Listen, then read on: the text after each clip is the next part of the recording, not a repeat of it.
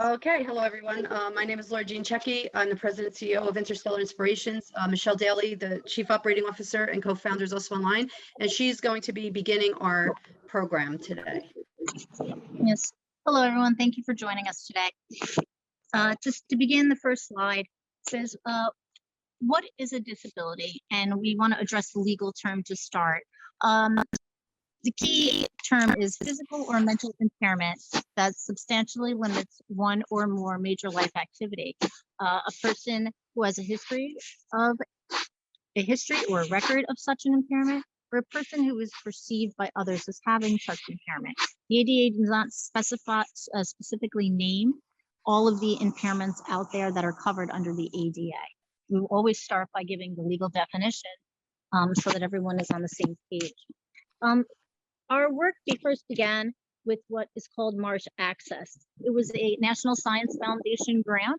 The purpose of the grant was to develop and implement and field test accessible programs of making science accessible for people with disabilities. And our primary focus was universal instruction of design for high incidence disabilities, because what helped people with high incidence disabilities helped people across the board with disabilities. And then the second focus was people with low incidence disabilities.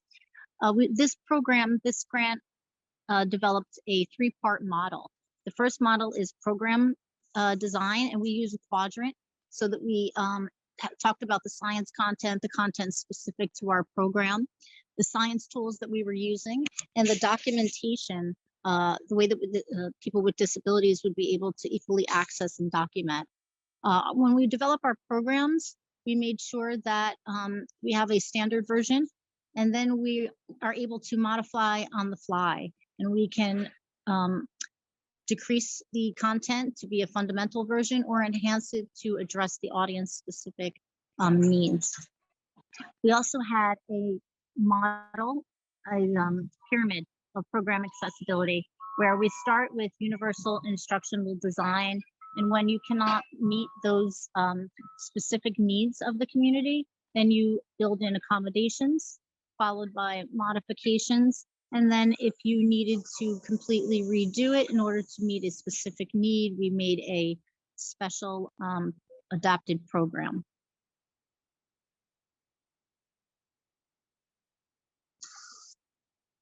Hidden disabilities are everywhere. You never know if someone in your community has a disability, or your group or your audience. You may assume so, but you never know for sure. And people do not have to tell you. It's actually not within the law to specifically ask somebody what their disability is or to prove that they do have a disability. Disabilities can be different behaviors. They can be different actions. They can be a variety of different I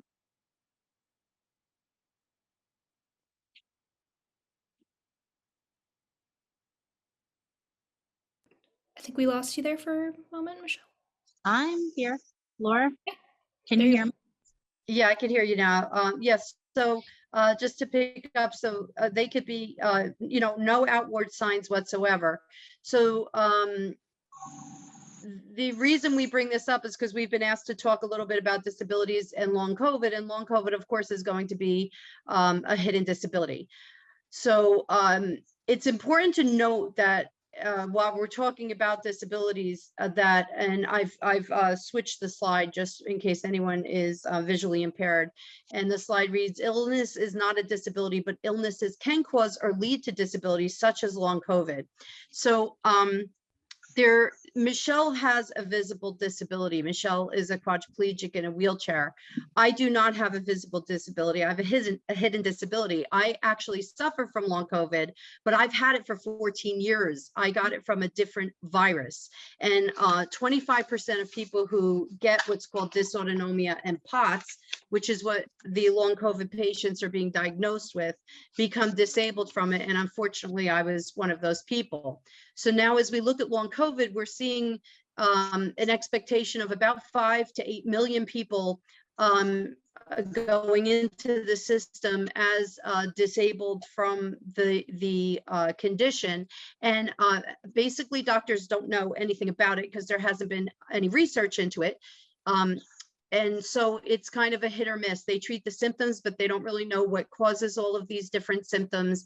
And it's unfortunate, but the NIH has just put $1.15 billion into researching the condition now that the long COVID patients are getting it. So it's gone from a rare condition that nobody really focused on to one that's becoming an emergent situation within the medical community, and everybody wants to focus on it and get money, of course.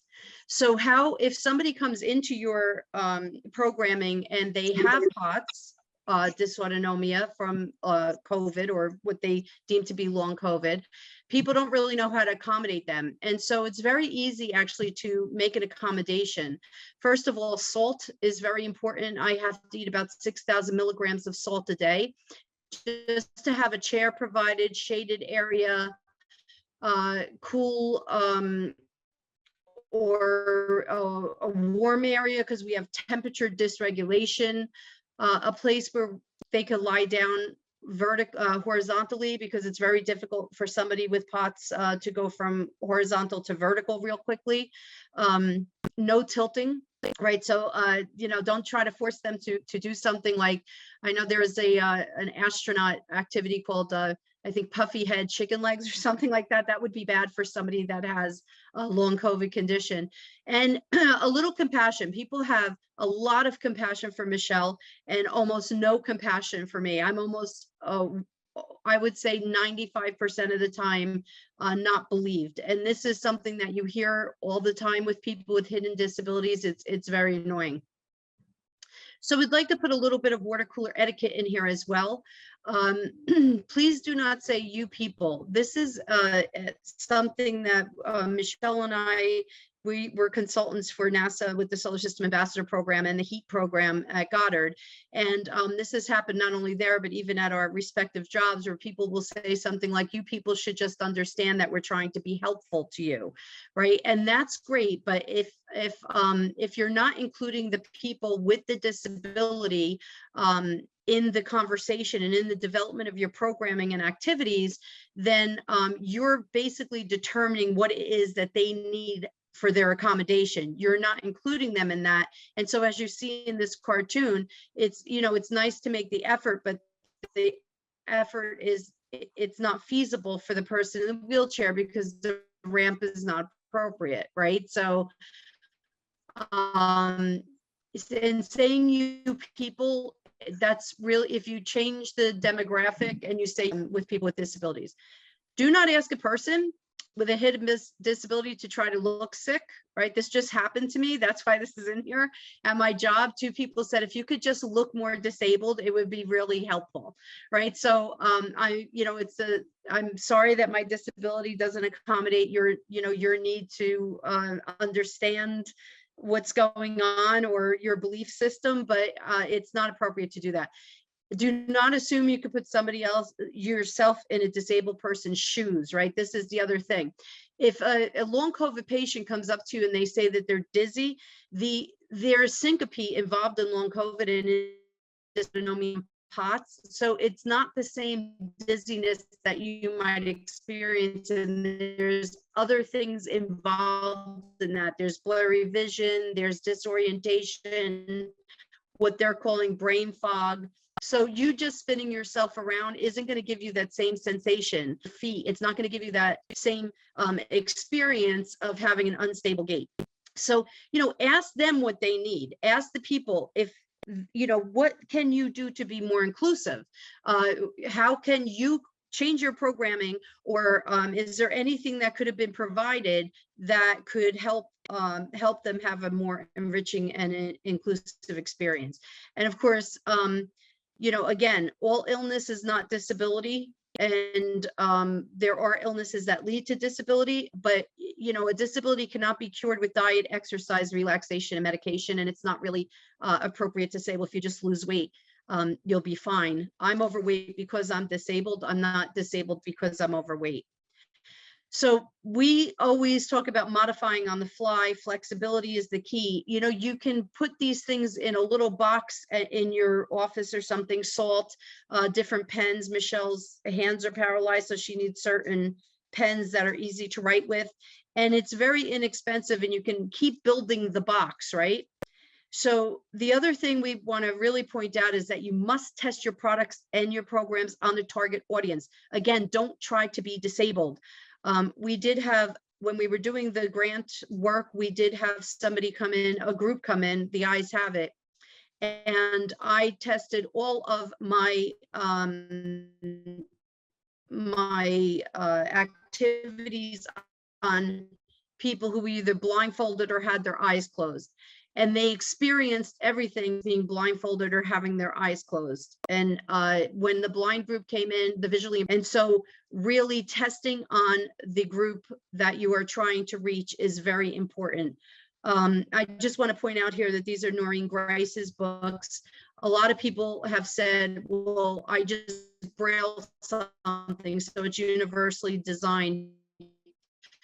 Universal design means that you're reaching an inclusive, as a big of audience as possible, not just as you can see, if you can see, and I will describe it if you cannot. They're brailled. They also have printed words. They are in color. They have tactile imagery on there, and also the imagery. So you can see everything if you are sighted, and if you're not, you can still see. So the idea is to give individuals the ability to participate. Don't decide what you think the opportunity for the disabled person should be. That's not appropriate. We want to try as much as we can to participate in life. And when other people make that decision because they think they know better and their disability in the conversation, it could be very demoralizing. And we always like to tell people, be kind towards yourself. It's okay if you don't have an accommodation in the box for a client, you will have it next time, right? When I wake up each day, I'm not sure what accommodation I'm going to need. I know certain ones that I will definitely need, but I am symptomatic in very different ways at very different times for reasons that are not yet known. And so if I don't expect you to be able to accommodate everything that I'm experiencing, if I can, right? So be kind towards yourself. It's okay. Disabled people know that you're trying, and you know that you want to include. You know, think outside the box, and repetition and practice. That's really key. Michele and I have been doing this together for, I think, a combination of over 25 years. And of course, being part of the community is also beneficial for us, but having that opportunity to actually work on the target audiences, getting the grant from the NSF, and being able to, you know, really focus on that. We learned from that if you're not,